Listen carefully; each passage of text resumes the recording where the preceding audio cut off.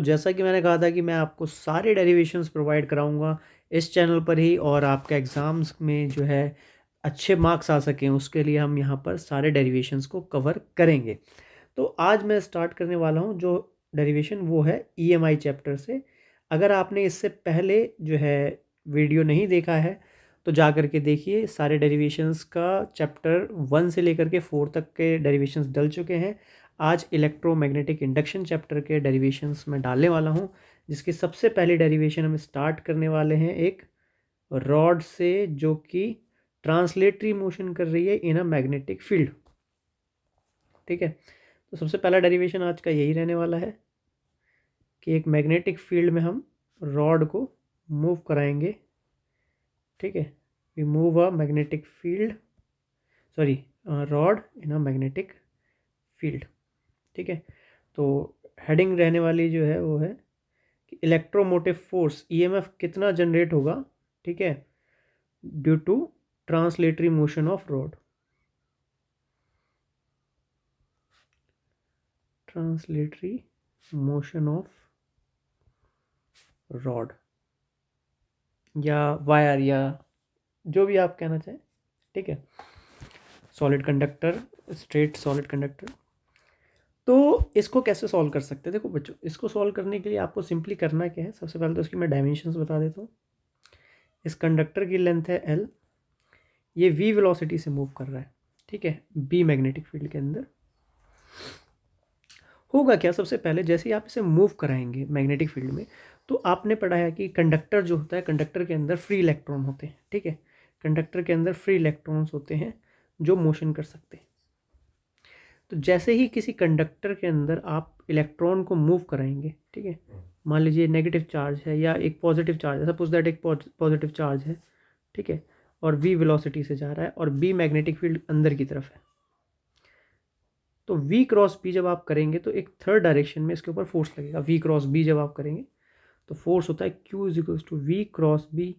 हम यहाँ पे ना केवल डेरिवेशंस को समझते हैं बल्कि डेरिवेशन को ऐसे समझते हैं कि एग्जाम हॉल में जो आप प्रेशर में होगे तो हो सकता है आप डेरिवेशन भूल जाओ कि कैसे शुरू किया था, क्यों हो रहा है, अपने आप में कन्फ्यूज हो। तो यहाँ पर जो मैं डेरिवेशन कराता हूँ वो कुछ इस तरीके से कराता हूँ ताकि आपको हर एक चीज़ पूरे अच्छे से जो है माइंड में रह जाए आपके, और आप आसानी से चीज़ों को टैकल कर सकें बिना एग्ज़ाम प्रेशर में आए। ठीक है, तो हम इस तरफ को V पे हाथ रख के B की तरफ घुमाएंगे तो हमारे को फोर्स ऊपर की तरफ मिलेगा। मतलब अगर मैं इस रॉड को मूव कराता हूँ तो इसमें पॉजिटिव चार्ज इधर एक्यूमुलेट हो जाएगा और जो नेगेटिव चार्ज है, इलेक्ट्रॉन है, वो इस तरफ एक्यूमुलेट हो जाएंगे रॉड पे। ठीक है, तो ये एक बैटरी की तरह काम करेगा। ये एक हायर पोटेंशियल हो गया और ये लोअर पोटेंशियल हो गया, तो it will act like a battery. So इसमें ईएमएफ कितना इंड्यूस होगा, हमें यही फाइंड आउट करना है कि इसमें ईएमएफ कितना इंड्यूस हो रहा है। तो कितना मैग्नीट्यूड है उसका हम फाइंड आउट कर लेते हैं। सबसे पहले हम क्या करेंगे कि इंड्यूस ईएमएफ के लिए formula that is minus of d phi by d t. ठीक है, इस फॉर्मूले का इस्तेमाल करेंगे। अगर आप सिर्फ मैग्नीट्यूड निकालना चाह रहे हो तो d phi by d t लिख करके भी इस डेरिवेशन को कंप्लीट कर सकते हो। ठीक है, इसका मॉड लगा दीजिएगा कि इतना मैग्नीट्यूड इंड्यूस होगा। अब इसमें जो है ये जब मूव करेगा ना रॉड, तो सपोज किसी इंस्टेंट पे ये यहाँ आ गया ये रॉड। ठीक है, तो इसने एक वर्चुअल एरिया स्वैप किया है एक्स डिस्टेंस तक, है ना। तो मैं ये कह सकता हूँ कि जो एरिया है, जो एरिया स्वैप हुआ है वो ये एरिया स्वैप हुआ है। अगर मैं एरिया देखना चाहूँ कि भाई कितना एरिया स्वैप किया है, this area is swapped by this rod, है ना। तो इसको मैं क्या लिख सकता हूँ, इसको मैं फ्लक्स को बी डॉट ए लिख सकता हूँ। बी तो कांस्टेंट है बट एरिया जो है वो कितना है, तो एरिया किसी इंस्टेंट पे कितना है, डी एल इंटू जो छोटा सा आपने मान लीजिए डी एक्स मूवमेंट किया। ठीक है, तो इतना एरिया स्वैप होगा। E is equals to B constant है, एरिया जो है एरिया इज लेंथ इंटू में डी एक्स लेंथ। जो छोटी सी लेंथ आपने मूवमेंट करी, सपोज आपने जरा सा डिस्प्लेस किया यहाँ पर, डी एक्स लेंथ डिस्प्लेस किया, तो जो छोटा सा आपने एरिया डिस्प्लेस किया है वो लेंथ कांस्टेंट है D x by d T. D x by d T basically है क्या कि उसने कितना डिस्टेंस कवर किया पर यूनिट टाइम। तो इसको मैं वेलोसिटी बोल सकता हूँ because it is moving with a constant velocity. तो अगर ये मूव कर रहा है कांस्टेंट वेलोसिटी से तो आंसर हो जाएगा BLV। This is your first derivation. Clear? ये डेरिवेशन आपको आसानी से समझ में आ गया होगा। अब हम चलते हैं अपने नेक्स्ट डेरिवेशन की तरफ, जो कि है सेम यही कि इंड्यूस ईएमएफ इस बार ट्रांसलेटरी मोशन ना होकर के रोटेटरी मोशन है। ठीक है, this motion is not translatory, this is rotatory motion. तो हम उस पर काम करेंगे अब चल के। तो देखते हैं, इधर मैं लिख देता हूँ रोटेटरी मोशन।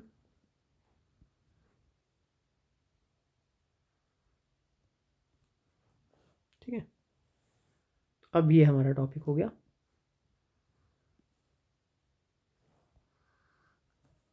इसमें होगा क्या कि जैसे मान लीजिए मैग्नेटिक फील्ड है, ठीक, ये मैग्नेटिक फील्ड है, इसके अंदर हमने एक रॉड जो है रखी है। ठीक है, ये थोड़ा सा मैं दूसरे से ले लेता हूँ, यहाँ पर ले लेता हूँ एक रॉड, इसको रोटेट करा देते हैं।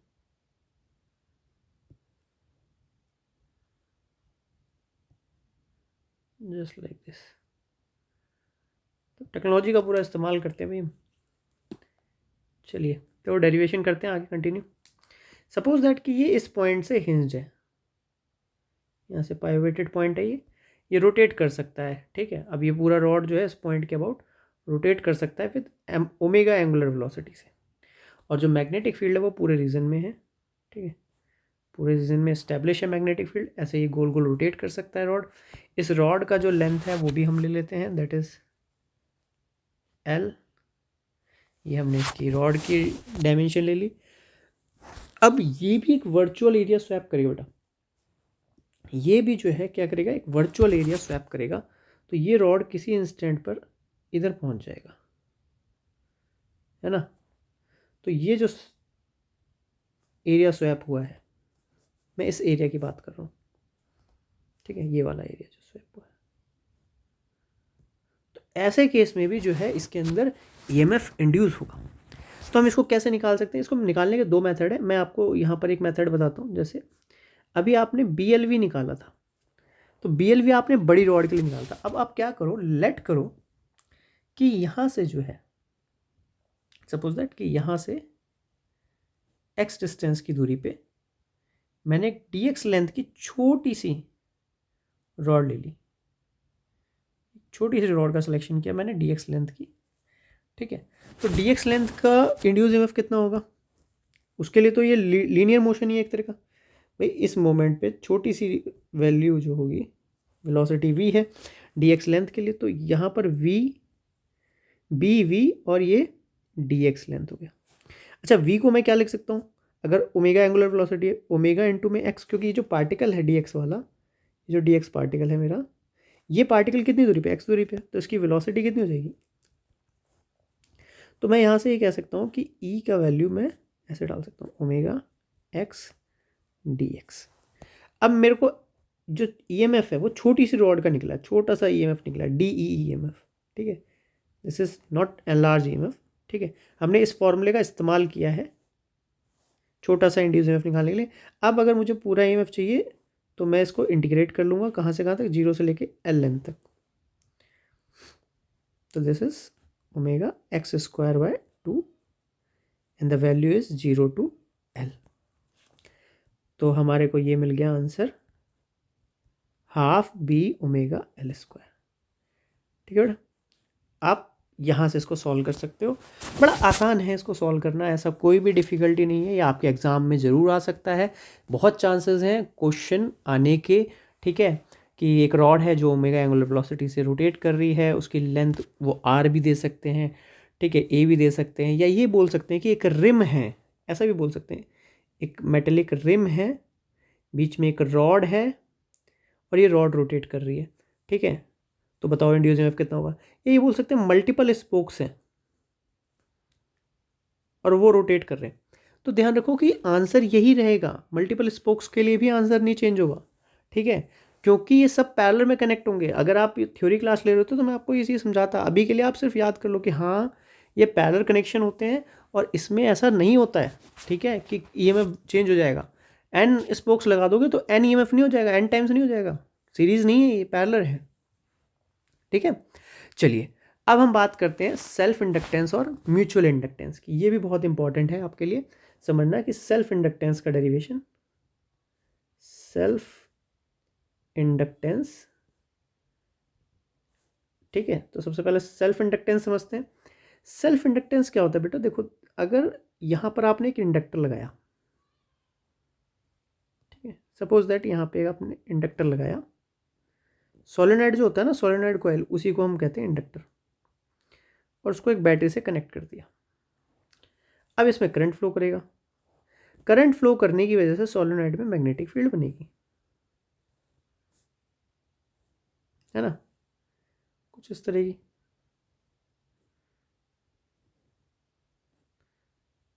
ऐसे मैग्नेटिक फील्ड बनेगी। अब ये जो मैग्नेटिक फील्ड है इसके अंदर, ये खुद सोचिए आपकी क्या हो रहा है कि आपने करंट दिया जिसके चलते मैग्नेटिक फील्ड बनी, उसके चलते किसी एक कॉइल को भी मैं देख रहा हूं, कोई एक कॉइल से अगर मैग्नेटिक फील्ड पास हो रही है, ये कॉइल है मेरी, अगर इस कॉइल से मेरी मैग्नेटिक फील्ड पास हो रही है तो क्या यहाँ पर फ्लक्स बनेगा? तो आंसर है हाँ बनेगा, है ना, फ्लक्स तो बनेगा क्योंकि इसके पास एरिया है और मैग्नेटिक फील्ड इसमें से पास हो रही है, तो बी डॉट ए फ्लक्स होता है, फ्लक्स बनेगा।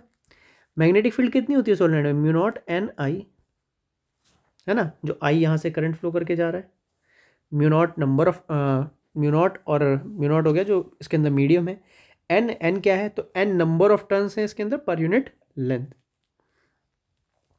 Small n is number of turns per unit length, capital N by L. L क्या है? एल सोलेनॉइड की लेंथ है। कैपिटल एन क्या है? कैपिटल एन इसके अंदर जितने भी नंबर ऑफ टर्न्स है वो है, नंबर ऑफ टर्न्स है, ठीक है। तो ये हो गया, और ये वी वोल्ट की बैटरी हमने लगा दी। एरिया कितना है? तो एरिया पाई आर स्क्वायर है। डॉट प्रोडक्ट बनेगा तो डॉट प्रोडक्ट के लिए हम कॉस जीरो लिखेंगे, क्यों? क्योंकि एरिया का डायरेक्शन भी वही है और मैग्नेटिक फील्ड का डायरेक्शन भी वही है। तो यहाँ से मेरे को पता चला कि भाई फ्लक्स तो बन रहा है mu naught N I pi are square, this is the flux, है ना। अब अगर मुझे ये जानना है कि टोटल फ्लक्स कितना बन रहा है, ये तो एक कॉइल के चलते बन रहा है, तो अगर एन नंबर ऑफ कॉइल्स है तो मुझे एन से इसको मल्टीप्लाई करना पड़ेगा ना बेटा, है ना। तो एन से मैं नेट फ्लक्स के लिए एन से मल्टीप्लाई कर दूंगा इंडिविजुअल फ्लक्स को, और एन को मैं क्या लिख सकता हूँ? स्मॉल एन इंटू एल, है ना, mu naught N I pi are square. तो ये हो गया mu naught N square pi are square L into I, ठीक है। अब हम यहाँ पर बेसिक सी बात करेंगे कि जो फ्लक्स है वो किसके प्रोपोर्शनल है? करंट के, बिकॉज जितना ज़्यादा करंट बनेगा उतना ज़्यादा मैग्नेटिक फील्ड बनेगी, और जितना ज़्यादा मैग्नेटिक फील्ड बनेगी उतना ज़्यादा फ्लक्स बनेगा। तो flux is proportional to current, and total flux which is n i, it is proportional to जो टोटल नेट फ्लक्स हमने निकाला है यहाँ पे, नेट फ्लक्स जो है हम यहाँ पे एन आई लिख दें या इंडिविजुअल फ्लक्स के हिसाब से, या फिर नेट फ्लक्स यहाँ पे वर्ड यूज़ कर ले, एक ही बात है। तो that is proportional to i, and proportionality constant हटाएंगे और यहाँ पे कोफिशिएंट लगाएंगे, coefficient of self inductance, coefficient of self inductance introduce करेंगे यहाँ पर। इससे कंपेयर कर लेंगे, इस फॉर्मूले से अपने फॉर्मूले को कंपेयर कर लेंगे जो हमने अभी निकाला था। तो mu naught N square pi are square L into I, I से I cancel, and the value of L is nothing but mu naught N square pi are square L, ठीक है। तो इससे आपको क्या पता चलता है? इस फॉर्मूले से, इस फॉर्मूले से आपको ये पता चलता है कि भाई जो ये इंडक्टेंस है, कोफिशिएंट ऑफ सेल्फ इंडक्टेंस है, जिसकी एसआई यूनिट होती है हेनरी,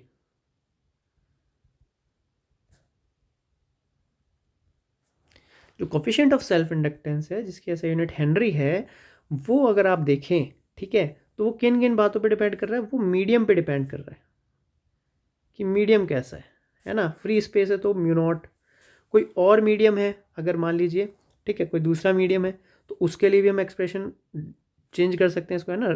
तो हम यहाँ पे ये डाल सकते हैं relative mu r into mu naught, है ना। इसके अलावा number of turns per unit length पे डिपेंड कर रहा है, इसके अलावा एरिया पे डिपेंड कर रहा है, इसके अलावा लेंथ पे डिपेंड कर रहा है। ये इस बात पे डिपेंड नहीं करता बेटा कि करंट कितना है, सेल्फ इंडक्टेंस इस बात पे कभी डिपेंड नहीं करता कि करंट कितना है सर्किट में, ठीक है, क्योंकि वो प्रॉपर्टी है मटेरियल की अपनी। ऐसे क्वेश्चन पूछ सकते हैं आपसे डेरिवेशन के बाद नीचे अटैच करके पूछ सकते हैं सब बातें, तो इसके लिए आपको ये सब ध्यान रखना है, ठीक है। चलिए अब चलते हैं हम म्यूचुअल इंडक्टेंस की तरफ, ठीक। म्यूचुअल इंडक्टेंस देखते हैं कि क्या होता है म्यूचुअल इंडक्टेंस। तो म्यूचुअल इंडक्टेंस का डेरिवेशन देख लेते हैं एक बार भाई। ये हमारा एक कॉइल हो गया। जब हमें डेरिवेशन करना है ना, तो इस बात का ध्यान रखना है कि हमें डेरिवेशन करते वक्त जो कॉइल्स हैं उनको कोएक्सियल ही लेना है, कोएक्सियल करके उनका डेरिवेशन सॉल्व करना है, ठीक है। एक ये कॉइल हो गई, और जो ऑरेंज वाली है हम हमेशा उसमें करंट पास करेंगे। क्यों, उसका रीज़न भी मैं आपको बता देता हूँ कि बड़ी कॉइल में क्यों कर रहे हैं। इसको कोएक्सियल बोलते हैं, ये जो जिस तरीके से दोनों कॉइलों को रखा गया है इसे कोएक्सियल बोलते हैं, कोएक्सियल प्लेसमेंट या कोएक्सियल अरेंजमेंट, ठीक है।